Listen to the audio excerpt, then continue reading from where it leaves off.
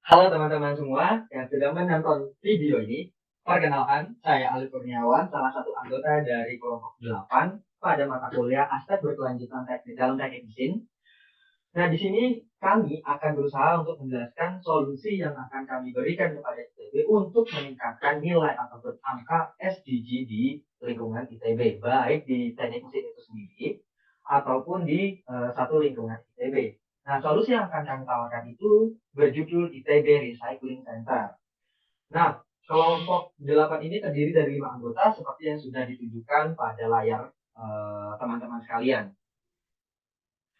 Nah, bermula dari latar belakang kenapa kami mengajukan ITB Recycling Center ini sebagai solusi untuk meningkatkan nilai ataupun angka SDG di ITB, itu bermula dari keinginan kami terhadap pemakaian kertas yang ada di lingkungan teknik mesin ataupun di ITB itu sendiri. Nah, pasalnya, menurut kami itu kegiatan yang ada di ITB itu masih bersifat konvensional dalam artian adalah penggunaan kertas yang masih massal gitu ya. Padahal kita di sini juga sudah mulai beralih ke beralih ke dalam kegiatan yang bersifat virtual ataupun digital gitu. Nah, pertanyaan selanjutnya itu muncul kepada kami bahwasanya kemanakah kertas-kertas yang sudah digunakan, misalnya kertas ujian, kertas tutorial, kertas tugas-tugas ataupun dokumen-dokumen arsip yang memang sudah tidak digunakan lagi atau sudah dinilai dan sudah diarsipkan, kemudian sudah digunakan, itu kemana pada akhirnya? Nah, ternyata setelah kami melakukan wawancara kepada salah satu dosen di Teknik Mesin ITB, ternyata kertas yang tadi itu ketika sudah tidak digunakan lagi atau sudah digunakan dalam beberapa waktu yang cukup lama, itu akan dimusnahkan. Dalam artian, alur pemakaian kertas di sini yang kami simpulkan adalah seperti yang teman-teman lihat di layar video ini. Pertama, kertas baru datang dari luar gitu ya, kemudian dipakai untuk melakukan kegiatan belajar mengajar, administrasi dan lain sebagainya. Kemudian kertasnya sudah diarsipkan, sudah didata dan lain sebagainya. Kemudian kertas itu akan menjadi kertas bekas yang tidak akan digunakan lagi ataupun mungkin saja itu akan dibuang atau diloakan. Nah, tapi ternyata kertas-kertas tersebut itu akan dilakukan pemusnahan atau dibakar. Nah, hingga saat ini kami juga belum tahu di manakah lokasi kertas-kertas itu dibakar atau apakah kertas itu dikumpulkan kemudian diloakan dan setelah diloakan itu langsung dimusnahkan begitu saja, kami pun juga masih belum tahu. Namun asumsi kami adalah kertas itu tidak diloakan tapi langsung dibakar.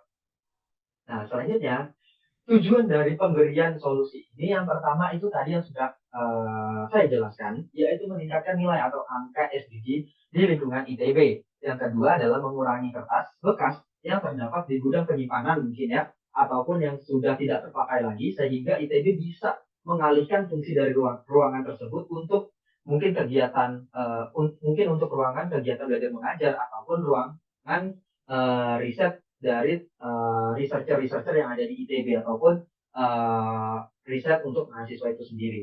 Kemudian yang ketiga adalah karena pemakaian kertas daur ulang itu pada dasarnya juga tidak memiliki pengurangan dari fungsionalitas, yaitu mungkin untuk ujian, mungkin untuk melakukan tugas ataupun melakukan administrasi dan lainnya, maka seharusnya kita bisa memanfaatkan kertas bekas tersebut itu dipakai kembali oleh sivitas akademika di ITB. Kemudian yang keempat itu adalah memberikan wadah pemberdayaan atau kolaborasi dan pembelajaran pada program studi yang bersangkutan terhadap proses daur ulang kertas yang ada di lingkungan ITB. Nah, inginnya dari kami adalah proyek ini itu akan dilakukan oleh mahasiswa ITB itu sendiri, di mana mahasiswa-mahasiswa dari program studi yang bersangkutan itu bisa mendesain, misalnya dari teknik mesin bisa mendesain alat atau mesin dari pencacahan kertas ataupun proses yang akan dilakukan untuk mendaur ulang kertas tersebut ataupun dari teknik kimia bagaimana proses-proses yang terjadi supaya kita bisa menghasilkan kertas yang cukup berkualitas.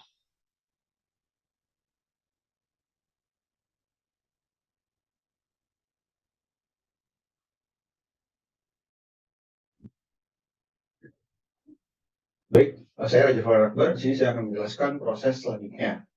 Yang pertama, itu adalah kita harus mengumpulkan kertas bekas yang sudah tidak terpakai.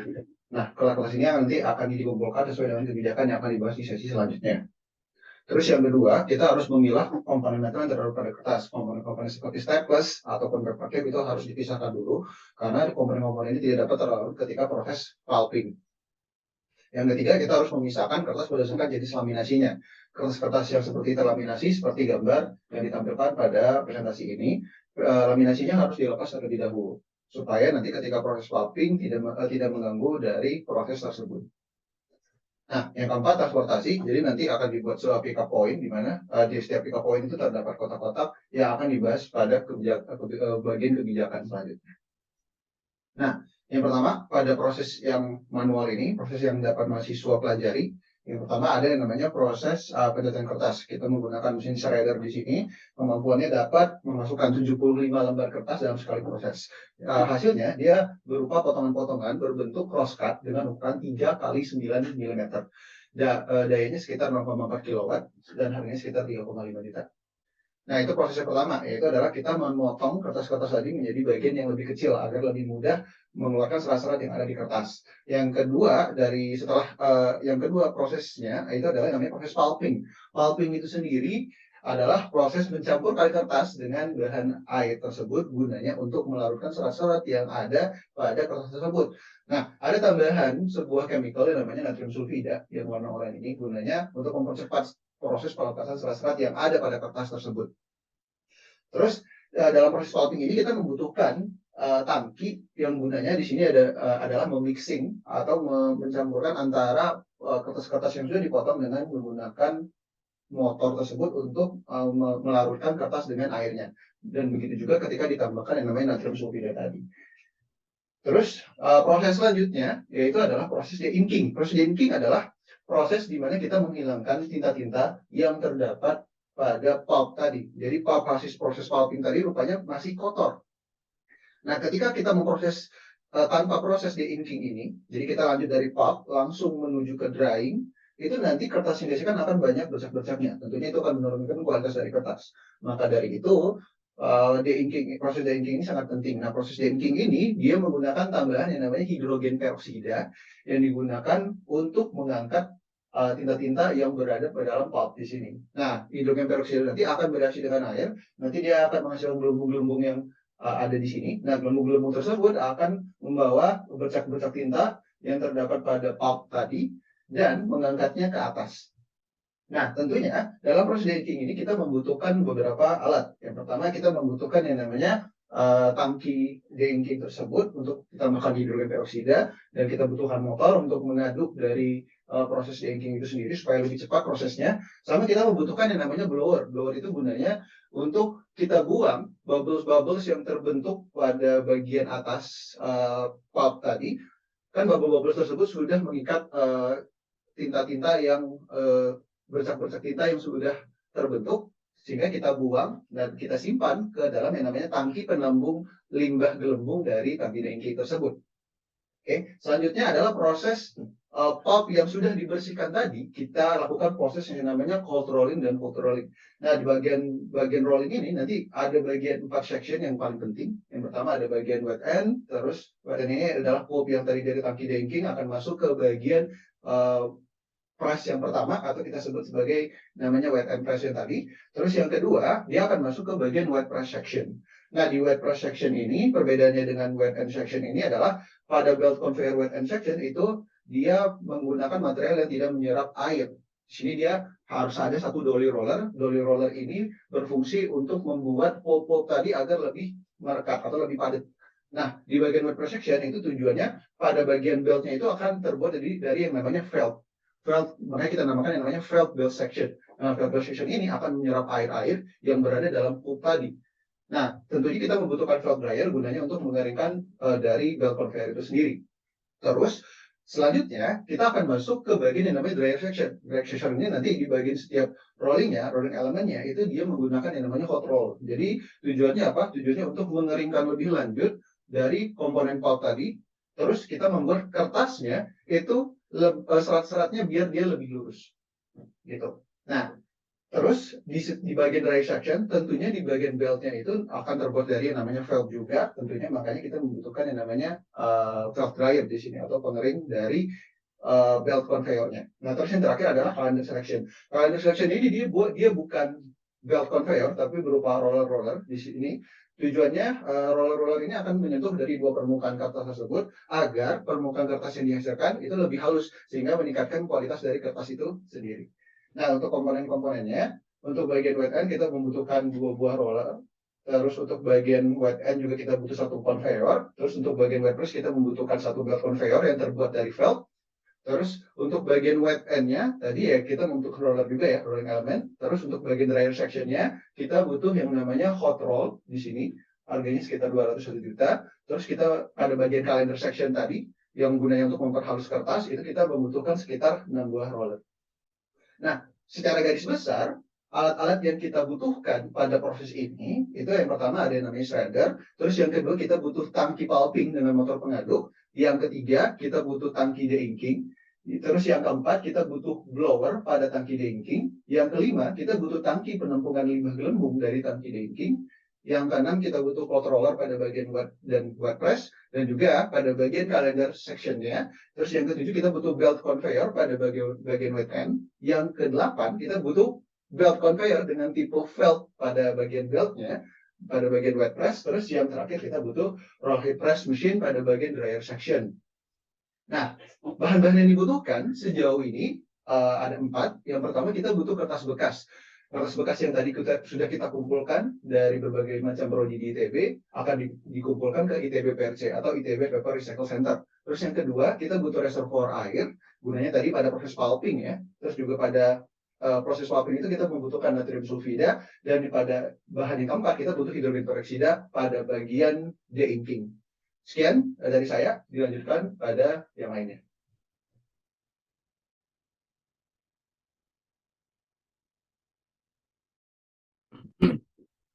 Ya, selain solusi untuk mendaur ulang kertas yang telah dijelaskan oleh teman saya tadi, ada juga nih suatu perusahaan, suatu brand di dunia ini yang telah merangkum semua proses tersebut menjadi satu mesin, yaitu adalah Epson dengan produknya Paperlab A8000. Solusi lain untuk mendaur ulang kertas. Mesin ini dapat mendaur ulang kertas bekas kita menjadi kertas baru yang bisa digunakan selayaknya kertas biasa, bisa digunakan untuk menulis, print, dan sebagainya. Kapasitas produksi kertasnya pun cukup hebat ya, sekitar 12 lembar A4 per menitnya. Jika kita hitung, maka per tahunnya mesin ini bisa menghasilkan hingga 4.000 rim kertas. Yang menakjubkannya lagi, durasi dari ketika kita memasukkan kertas bekas hingga akhirnya muncul kertas baru itu cukup sangat cepat, bahkan sekitar 5-10 menit. Nah, untuk proses produksinya sendiri, untuk proses kegiatan di dalam mesin ini, dari website dan dokumen resminya, Epson menyatakan sebagai berikut. Jadi dari kertas bekas dimasukkan ke dalam mesin, lalu kertas tersebut akan menjalani proses devibration. Devibration ini adalah proses di mana kertas-kertas diubah menjadi komponen fiber-fibernya. Jadi bukan hanya shredding di mana kertas dipotong-potong menjadi kecil, ini menjalani proses devibration. Tinta-tinta di atas kertasnya pun akan hilang sehingga informasi hilang secara sempurna. Selanjutnya, fiber-fiber tersebut ditambahkan zat kimia khusus yang diberikan oleh Epson, di mana fungsinya adalah binding, merekatkan semua fiber-fiber tadi dan menambah warna putih bersih, seperti kertas pada umumnya.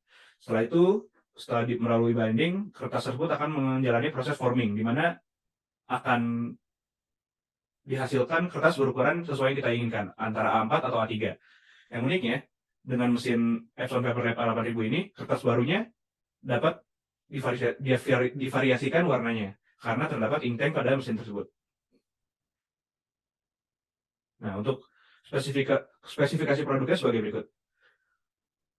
Ukuran kertas yang dapat diproduksi adalah A4 sampai dan A3, lalu ketebalannya dapat divariasikan, warnanya juga dapat divariasikan. Jenis kertas bekas yang dapat diinput ke dalam mesin ini juga bervariasi ketebalannya. Cuma harusnya tidak bisa yang laminated, harus yang unlaminated. Untuk power supply-nya dibutuhkan 200 volt AC 3 fasa. Ini sangat mendukung karena beberapa bangunan di ITB juga sudah memiliki aliran listrik 3 fasa. Untuk power consumption-nya sangat kecil ya dibandingkan proses yang sebelumnya. Ini hanya 6,5 kW. Ukurannya sekitar 2,8 kali 1,4 kali 2 meter. Kebisikan yang dihasilkan sekitar 65 desibel, yang mana cukup bising, cuma masih bisa ditolerir. Untungan pemilihan solusi 2 ini dibanding solusi 1 tadi adalah ukuran yang ringkas, sehingga tidak perlu membuat atau mendirikan bangunan khusus. Mesin ini dapat disimpan di mana saja, yang penting memiliki sumber 3 fasa. Dan untuk cara kerjanya pun ini otomatis ya. Jadi hanya perlu satu operator yang memasukkan kertas, lalu menjalankan mesinnya, dan selesai. Tidak perlu ada banyak tenaga manusia di sana. Selain itu, preferensi ketebalan dan ukuran kertas dapat diatur secara instan. Misalkan kita sekarang mau membuat kertas yang tipis, dan 5 menit kemudian membuat kertas yang tebal, itu bisa. Dan yang tadi sudah dijelaskan juga, warna kertas yang dihasilkan itu bervariasi. Bisa membuat kertas warna jadinya. Dan yang merupakan hal yang pembeda adalah mesin ini tidak menggunakan air. Mesin ini hanya menggunakan kurang dari 1% dibandingkan air yang digunakan pada proses sebelumnya. Jadi ini sangat hemat energi dan sustain bagi alam di sekitar. Namun kerugiannya kemungkinan hanya ada satu, tidak dapat menjadi sarana belajar atau praktik keilmuan bagi mahasiswa. Karena bila ITB memutuskan untuk membeli mesin ini, ya mahasiswa tidak dapat mengaplikasikan keilmuannya dalam pembuatan mesin-mesin untuk produksi daur ulang kertas seperti yang solusi 1 tadi. Untuk harganya sendiri berkisar antara 1 sampai 1,3 miliar rupiah. Cukup mahal memang, cuma jika dibandingkan dengan kegunaannya, itu akan sangat membantu di ITB. Mungkin sekian dari saya, terima kasih. Baik, selanjutnya saya akan melanjutkan dengan perhitungan biaya dari solusi yang kami sudah dapatkan. Terdapat 2 solusi yang sudah dijelaskan sebelumnya dengan biayanya masing-masing. Pertama, kami estimasikan dulu berapa kebutuhan kertas di kampus Ganesha per tahunnya. Kami mengambil 3 entitas dalam kampus Ganesha, yaitu ada fakultas, Ditmawa, dan sarana prasarana. Fakultas kami ambil sebagai yang pertama karena merupakan pilar utama dalam kegiatan-kegiatan yang ada di ITB, yaitu untuk kebutuhan akademik maupun administratif di dalam fakultas masing-masing. Kemudian, Ditmawa dan Sarpras itu merupakan stakeholder administratif dari kegiatan-kegiatan di dalam ITB, utamanya kegiatan kemahasiswaan. Ditmawa dan Sarpras masih menggunakan surat fisik untuk diarsipkan dan diproses sehingga timbul surat izin yang dapat digunakan oleh mahasiswa. Oleh karena itu, kami menggunakan Ditmawa dan Sarpras dalam perhitungan ini. Kami juga mempertimbangkan bahwa pada bulan-bulan tertentu, demand kertas yang dibutuhkan itu lebih tinggi dibandingkan bulan-bulan lainnya. Misalnya pada bulan-bulan ujian, maka fakultas akan membutuhkan kertas yang lebih banyak dibandingkan bulan-bulan yang lain. Contohnya pada saat bulan ketika libur akhir semester.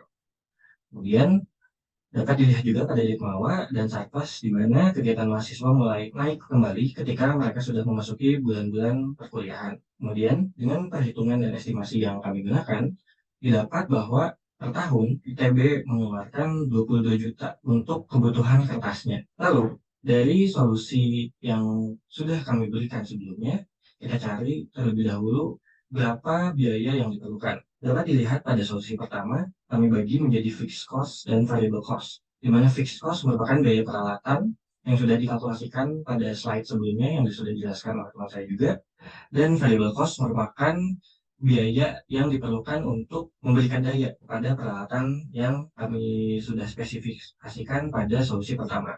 Fixed cost dan variable cost di sini kami batasi hanya biaya peralatan untuk fixed cost dan hanya biaya daya pada variable cost untuk memudahkan perhitungan. Dan dari hasil perhitungan, dengan mengasumsikan durasi pemakaian per tahunnya 730 jam atau 2 jam per hari setelah dirata-ratakan dengan bulan-bulan yang sibuk dan bulan-bulan yang tidak begitu memerlukan kertas, maka akan didapat variable cost untuk daya per tahunnya adalah 174 juta. Jumlah ini tentunya jauh lebih besar dibandingkan total harga per tahun yaitu 20 juta, andaikan kita hanya membeli kertas saja. Sehingga solusi pertama tidak mungkin direalisasikan secara ekonomis. Untuk solusi kedua, dengan fixed cost 1 miliar rupiah dan variable cost 8 juta rupiah. Di sini variable cost atau biaya yang kita perlukan untuk memberikan daya pada alat yang kita gunakan hanya 8 juta rupiah. Dibandingkan dengan total harga per tahun yaitu 22 juta rupiah, bila kita membeli kertas secara langsung, variable cost yang timbul di sini masih lebih rendah. Sehingga kita bisa menghitung break-even point atau bahasa awamnya balik modal itu setelah 81 tahun.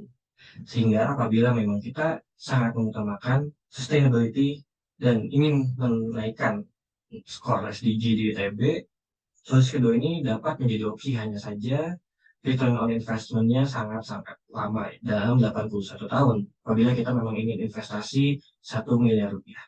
Sekian perhitungan biayanya akan dilanjutkan oleh teman saya. Berikutnya dari segi birokrasi, pengadaan ITB Paper Center ini tentunya membutuhkan adanya suatu badan pengelola. Kami berpikir badan pengelolanya ini akan terdiri dari tim dosen dan juga mahasiswa, di mana tim dosen bisa melakukan hal-hal yang berkaitan dengan riset atau pengembangan produk atau proyek-proyek lainnya, yang mana juga akan dibantu oleh mahasiswa-mahasiswa sebagai yang mengoperasikan ITB Paper Center ini sehari-hari.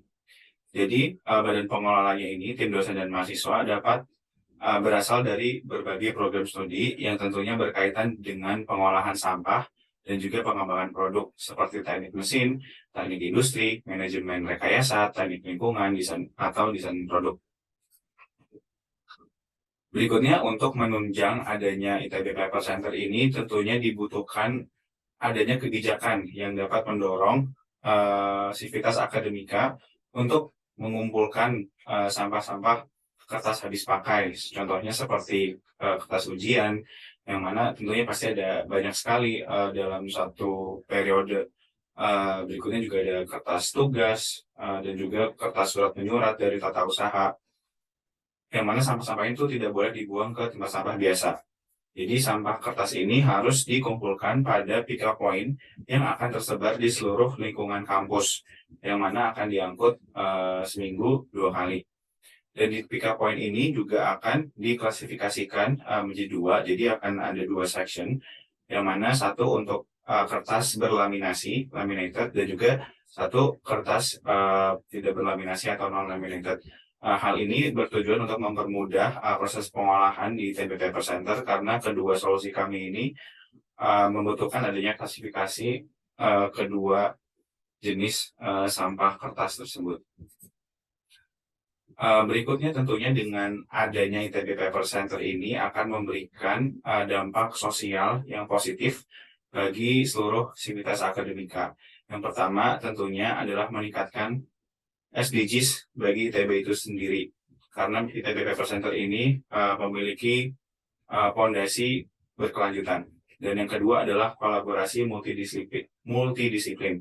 Seperti yang tadi saya jelaskan, tim pengelolanya itu akan berasal dari berbagai program studi, dan juga ITB Paper Center ini bisa dijadikan sebagai wadah untuk melakukan hal-hal yang bersifat kolaboratif. Contohnya misalkan di teknik mesin ada mata kuliah perancangan yang juga melibatkan teknik industri.